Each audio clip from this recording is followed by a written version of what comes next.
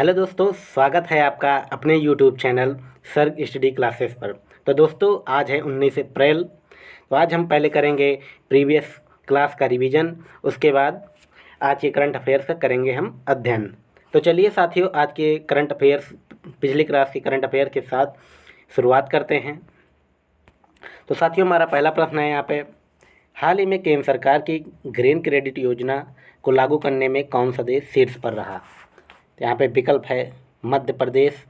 Madhya Pradesh green credit योजना को लागू करने में शीर्ष पर रहा है। हाल ही में भारत पे ने किस अपना नया सीईओ नियुक्त किया है। तो अनिरुद्ध बोस जी को भारत पे ने अपना नया सीईओ नियुक्त किया है। अगला प्रश्न है, हाल ही में दुनिया का सबसे व्यस्त हवाई अड्डा किसे घोषित किया गया है। तो दुनिया का सबसे व्यस्तम हवाई अड्डा है हट्सफील्ड जैक्सन अटलांटा अंतर्राष्ट्रीय एयरपोर्ट। नेक्स्ट है, हाल ही में हाइब्रिड पिच तकनीक का उपयोग करने वाला भारत का पहला स्टेडियम कौन सा है। तो हाइब्रिड पिच का उपयोग करने वाला तकनीक का उपयोग करने वाला भारत का पहला स्टेडियम धर्मशाला है। हाल ही में किसे WEF की 2024 की कक्षा में यंग ग्लोबल लीडर नामित किया गया है। आदित्य नायर को WEF की 2024 की कक्षा में यंग ग्लोबल लीडर से नामित किया गया है। नेक्स्ट प्रश्न है, हाल ही में महिंद्रा ने किस राज्य में 1200 करोड़ रुपए की हाइब्रिड ऊर्जा परियोजना स्थापित करने की योजना बनाई। तो किसने बनाई है ये? महाराष्ट्र ने बनाई है। अगला प्रश्न है, हाल ही में आइसलैंड के PM कौन बने। बजरनी बेनेडिक्सन जो है आइसलैंड के नए PM बने हैं। विश्व व्यापार संगठन द्वारा जारी डिजिटल सेवा निर्यात रैंकिंग में भारत किस स्थान पर है। तो यहाँ पे डिजिटल सेवा निर्यात में भारत की रैंकिंग है चौथे स्थान पर हैं। हाल ही में लॉरेंस स्वाग को किस देश का नया प्रधानमंत्री नियुक्त किया गया। हाल ही में सिंगापुर में लॉरेंस स्वाग को सिंगापुर का नया प्रधानमंत्री नियुक्त किया गया है। तो चलिए बढ़ते हैं अगले प्रश्न के साथ। यहाँ पे 19 अप्रैल का करंट अफेयर्स है। तो यहाँ पे पहला प्रश्न है, हाल ही में ग्रीनफील्ड नोएडा इंटरनेशनल एयरपोर्ट ने फ्यूल पाइपलाइन के लिए किसके साथ समझौता किया है। तो यहाँ पे विकल्प है IOCL, HPCL, BPCL या D विकल्प है इनमें से कोई नहीं। तो इसमें पहले बात करते हैं IOCL, Indian oil corporation limited. इसकी स्थापना होती है 1959 को तथा इसका हेडक्वार्टर कहाँ पे है। इसका हेडक्वार्टर है साथियों नई दिल्ली में। इसके अध्यक्ष कौन है यहाँ पे वर्तमान समय में। तो वर्तमान समय में इसके अध्यक्ष हैं श्रीकांत माधव वैद्य जी, वर्तमान समय में के अध्यक्ष हैं। अगला विकल्प दिया गया है यहाँ पे HPCL, Hindustan petroleum corporation limited. इसकी स्थापना होती है 1952 को तथा इसके अध्यक्ष हैं पुष्प कुमार जोशी जी। इसका भी हेडक्वार्टर कहाँ पे है। इसका हेडक्वार्टर है महाराष्ट्र, मुंबई में। इसे भी आपको ध्यान रखना है। नेक्स्ट है BPCL, Bharat petroleum corporation limited. इसका भी मुख्यालय कहाँ पे है। महाराष्ट्र, मुंबई में इसका भी मुख्यालय है तथा इसकी स्थापना होती है 1976 को। 1976 को इसकी स्थापना होती है। इसके वर्तमान समय के अध्यक्ष हैं श्री कृष्ण कुमार जी, वर्तमान समय के अध्यक्ष हैं। तो यहाँ पे पूछा गया था प्रश्न, ग्रीनफील्ड नोएडा इंटरनेशनल एयरपोर्ट किसके साथ समझौता किया है। तो C विकल्प दिया गया है BPCL। ये भी आपको ध्यान रखना है, ये तीनों ही क्या है, एक महारत्न कंपनी है। तो ये भी आपको ध्यान रखना है, कई बार पेपरों में या एग्जाम में सब पूछते हैं इस तरह के प्रश्न को। अगला है, हाल ही में स्वदेशी मुद्दों पर संयुक्त राष्ट्र स्थायी मंच के 23वें सत्र का आयोजन कहाँ किया गया। तो 23वें सत्र का आयोजन किया है न्यूयॉर्क में। C विकल्प दिया गया है न्यूयॉर्क। विकल्प B में दिया गया है पेरिस। पेरिस क्या है, ये पेरिस में यहाँ पे यूनेस्को का मुख्यालय भी है पेरिस में। तथा न्यूयॉर्क की बात की जाए तो ये C विकल्प न्यूयॉर्क, ये हमारा राइट आंसर है।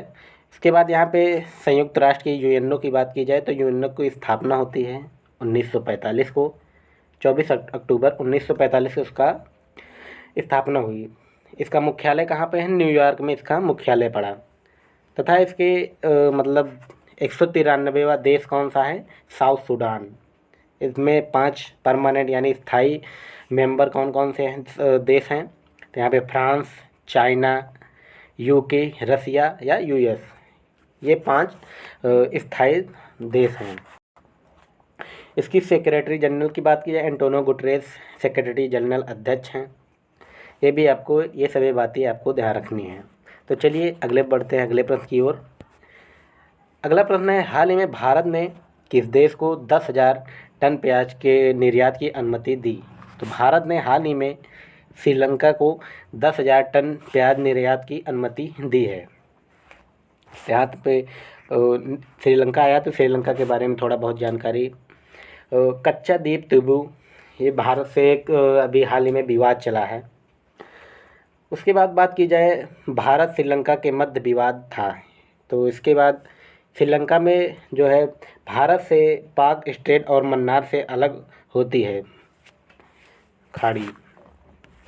इसके बाद बढ़ते हैं अगले प्रश्न की ओर।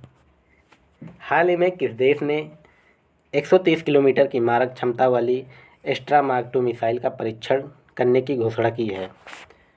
विकल्प दिए गए हैं, चीन, रूस, भारत। तो इसमें हमारा राइट आंसर हो जाएगा भारत। भारत ने सफल परीक्षण करने की घोषणा की है। तो DRDO द्वारा इस सफल परीक्षण की घोषणा की गई।